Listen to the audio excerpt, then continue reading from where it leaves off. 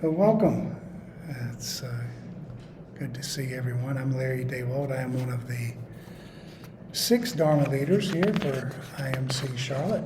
And some of our Dharma leaders are here tonight. I see 2. Where's everybody?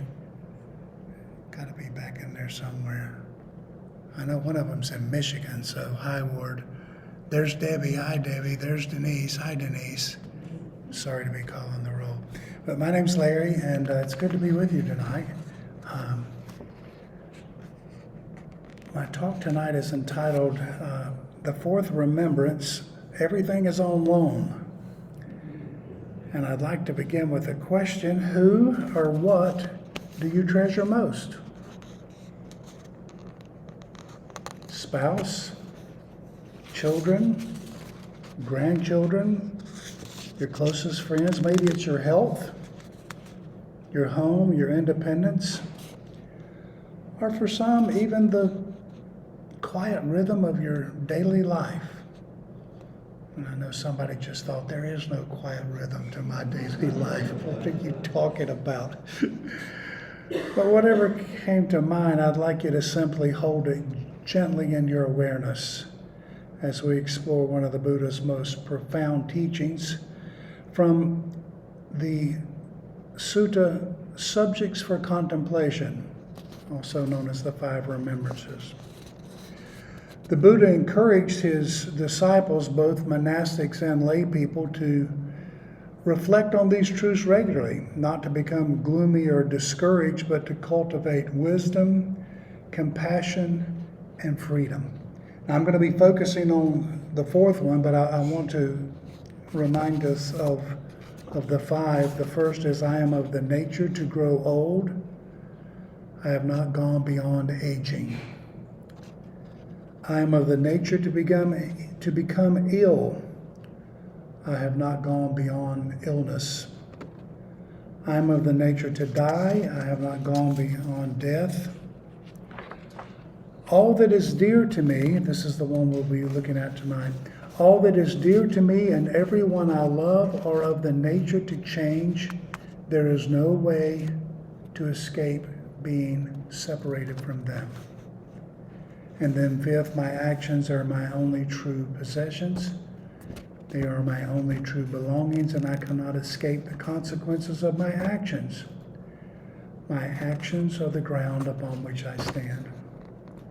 Now, each one of these remembrances deserves a Dharma talk of its own. And I looked up, and I did remember correctly that we did our fall series on these 2 years ago.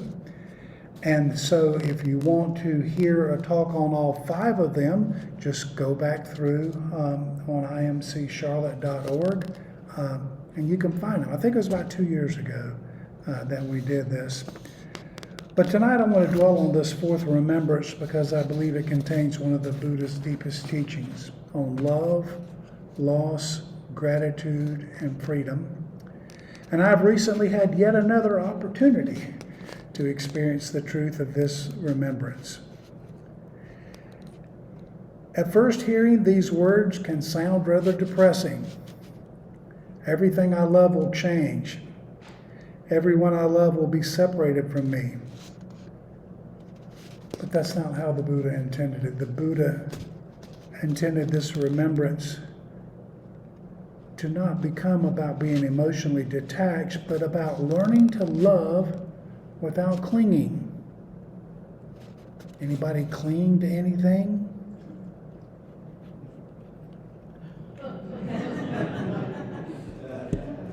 Not I. So let's look at another question that the Buddha raises. What did the Buddha mean by all that is dear to me? And most of us immediately think of people: husband, wife, partner, children, grandchildren, parents, friends, pets, our teachers, our Sangha, of course. All of these are included. But the Buddha's words are much broader than that. The Pali, the language in which the suttas were written, says all that is dear and pleasing, and that includes almost everything that we quietly call mine. Perhaps your home is dear to you, not simply because it provides shelter, but homes sometimes contain decades of memories. Every room tells part of the story. The kitchen where the family gathered. The living room where stories were shared and various memories were made. The porch where you watch sunsets. And yet, one day someone else may live there. Chances are good, unless you built it, somebody lived there before. Many have experienced that, and some of us are experiencing it right now, and I'll tell you more about that later. You realize the house was never really yours. You were entrusted it for a season. Everything is on loan. Health is another example. We become attached to waking up without pain. And some of us become attached to waking up with pain. I see that hand, sister. There's just one of them. But God bless you, my child. Walking easily. Remembering names quickly. What was your name? Okay. Being able to do what we've always done, and one morning we discover our body has quietly changed. Our get up and go has got up and went. Our knees protest. Our eyesight fades. Our hearing isn't quite as sharp. Our stamina isn't what it once was. And health becomes something from which we are gradually separated. Think about abilities, a sharp memory, a beautiful singing voice. I used to be able to whistle. I could whistle a whole song. Now the only way I can whistle is backwards. That's all I got. And I can't really get a tune out of that. I guess I could chant. No, forget that. The ability to teach, the ability to lead, the ability to drive. Anybody got a Tesla? Got any Teslas? I see one there. I took a ride in a Tesla last week, and you know what I discovered? They've got this part of an app that it'll drive you yourself, and you don't have to do anything. And I'm thinking in a few more years, I'm going to have to spend the money and really think about that. Because right now, I'm not as good as I used to be. Maybe even realizing that these gifts were wonderful, but they are not permanent. The same's true of our possessions. Got a favorite chair? Yeah. A treasured book? A ring? A beloved photograph? You know, some people still have pictures.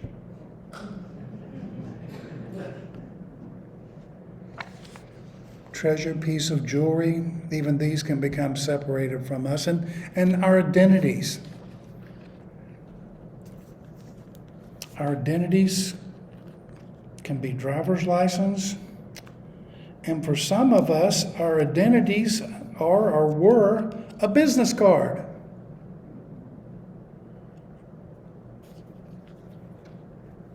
I'm a teacher, I'm a parent, I'm an athlete, lawyer, professor, accountant. I'm the one everyone depends on. But life quietly reshapes these identities as well. But the Buddha is inviting us to recognize something astonishing. Almost everything we call my life is already changing. One of the deepest insights in this remembrance is that separation isn't something waiting for us at the end of life. It's happening every single day. Children who once reached up to hold your hand eventually walk ahead of you if they walk close to you at all. Parents who once cared for you gradually become those who you care for. Friends move away. Book clubs, vacation partners, even meditation groups evolve and dissolve. The neighbors move in neighbors move away. A favorite restaurant closes, or a favorite store goes out of business. On the way up here, I have my heart set on a Japanese dinner for my pregame meal. And there is one right off of exit 27, and I was tasting fried rice because they used a gluten-free sauce. I was tasting fried rice, hibachi chicken, the carrots, and that sauce, that orange sauce. Oh my goodness. You know what? I pulled off the exit. It was a Chase Bank. They had moved downtown. Nobody told me. The fact I hadn't been there in 5 years didn't matter, but it was now a Chase Bank.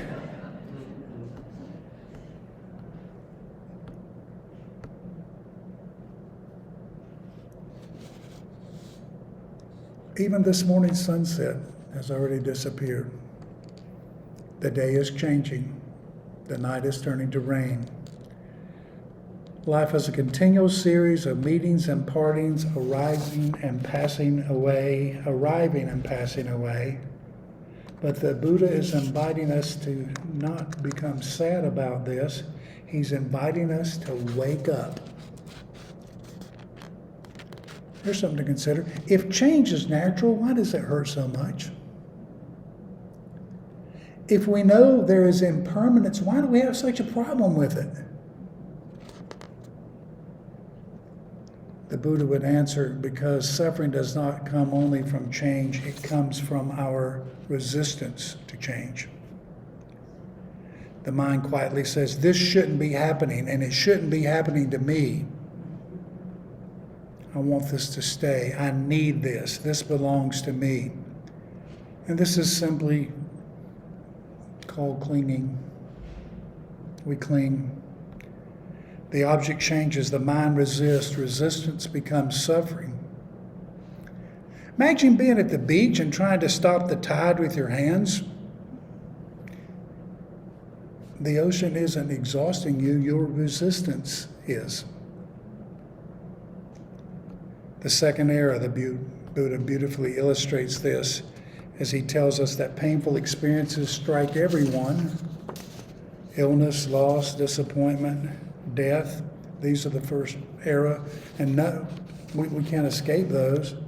But we often shoot ourselves with the second area as we get into phrases like, this shouldn't be happening. Or why me? Or I can't bear this. I'll never recover. Practice cannot remove the first era, but wisdom can prevent the second. Tears come, grief may come, but love certainly remains, and bitterness becomes less as resistance becomes less. We let go. We let flow. Now, some people might think letting go means loving less or maybe even not loving at all, but the Buddha teaches just the opposite. He invites us to love without possession. Instead of saying, you belong to me, we begin saying, I'm grateful our lives meet here. Instead of saying, this must never change, we begin to say, may I appreciate this while it is here.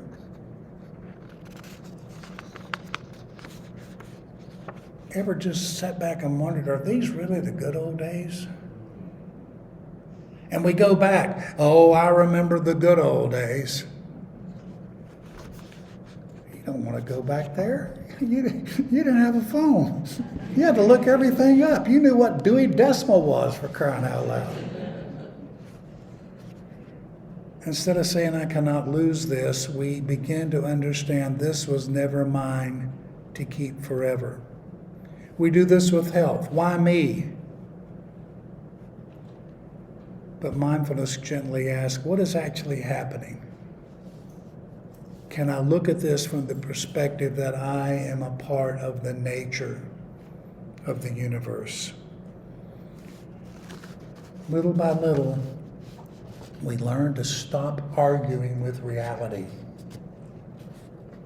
And that's one phrase I want you to take home. Stop arguing with reality. And if you don't, I'm going to take it home. Joseph Goldstein beautifully reminds us that contemplating impermanence is not intended to make us pessimistic. It's seeing impermanence clearly, opening us to the preciousness of each moment.